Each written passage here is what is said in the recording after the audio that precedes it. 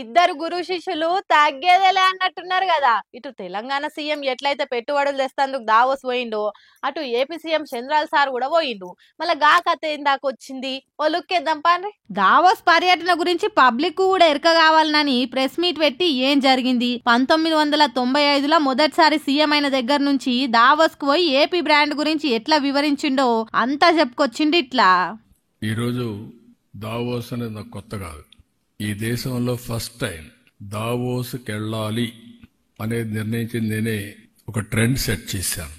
మొట్టమొదటిసారిగా 95లో ముఖ్యమంత్రి కావడం, 97 నుంచి దావోస్కి రెగ్యులర్గా వెళ్ళడం, ఆర్థిక సంస్కరణలు 91 వచ్చాయి, ఇంటర్నెట్ రెవల్యూషన్ ఎర్లీ 90sలో అంటే 1995 మధ్యలో వచ్చాయి.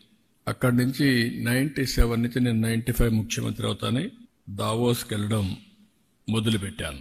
నా జర్నీలో ఐటీ అంటే మొదటిదే హైటెక్ సిటీ. ఒకప్పుడు ఐటీ గురించి మాట్లాడితే ఇప్పుడు ఏఐ గురించి మాట్లాడుతున్నాం. 1995లో ఇన్ఫర్మేషన్ టెక్నాలజీ, 2025లో ఆర్టిఫిషియల్ ఇంటెలిజెన్స్. ఇది 30 సంవత్సరాల చరిత్ర.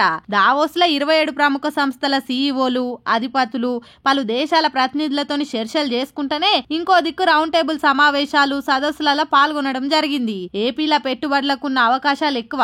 ఏపీని మెట్రో హబ్ గా తయారు చేయాలి, మ్యానుఫ్యాక్చరింగ్ లా గ్రీన్ ఎనర్జీ వినియోగం ఇంకా పెంచాలి అనుకుంటా దావోస్ లో జరిగిన చర్చ మొత్తం పూసగుచ్చినట్టు పబ్లిక్ తోని వంచుకుంటూ ఏపీ సీఎం చంద్రాల్ సారు. మరి ఈ పర్యటన ఏపీకి ఎంత దాకా అక్కడికి వస్తుందో అని 1000 కళ్ళతో ఎదురు చూస్తుర్రు ఏపీ పబ్లిక్ అంతా.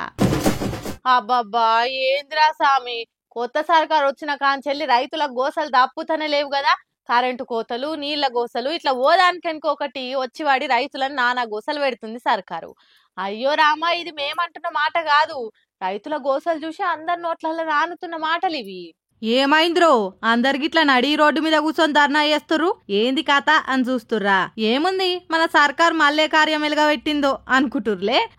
ముచ్చట కూడా అసొంటిదే, కాకుంటే వాళ్ళ తిప్పలంతా నీళ్ల గురించి. మహబూబాబాద్ జిల్లా నెల్లికుదురు మండలం పార్వతమ్మగూడెం గ్రామ సమీపంలో ఉన్న ఎస్ఆర్ఎస్పి కాలువకు నీళ్లు విడుదల చేయాలని రైతులంతా గిట్ల రోడ్లెక్కిర్రు. పోలీసోళ్ళు చుట్టుపొడుతోళ్ళు వచ్చి ఎంత నచ్చ చెప్పినా మేమీడికెళ్ళి లేవ్వం, ఏం చేస్తారో చేసుకోరి అని తెగేసి చెప్పిర్రు. ఇక అట్లా రోడ్డుకు అడ్డం కూర్చునేసరికి ఏడికాడ ట్రాఫిక్ జామ్ అయింది. ఇంకేముంది, తవ్వపంటి పోయేటోళ్ళు కూడా వచ్చి బతిలాడితే మా బాధలు మీకేం తెలుసు, నీళ్లు లేక మా రైతులు పడుతున్న తిప్పలు అంతా ఇంత కాదు, ఇప్పుడు సంబంధిత అధికారులు వచ్చి హామీ ఇస్తేనే ఈడికెళ్ళి కదులుతాం అని డిమాండ్ చేసిర్రు.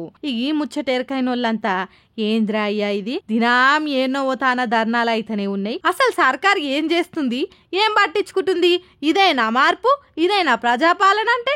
అంత పొడుగు మాటలు ఇచ్చిరు కదా, మళ్ళీ ఏమాయ మాటలని ఇట్లా ఇంకెన్ని చూస్తామో రాను. ఇక ఏం చేస్తాం, మనం వేసిన ఓట్లకు మనమే బాధలు పడక తప్పది అని మాట్లాడుకుంటుర్రు సర్కార్కు ఓట్లు గుద్దిన పబ్లిక్.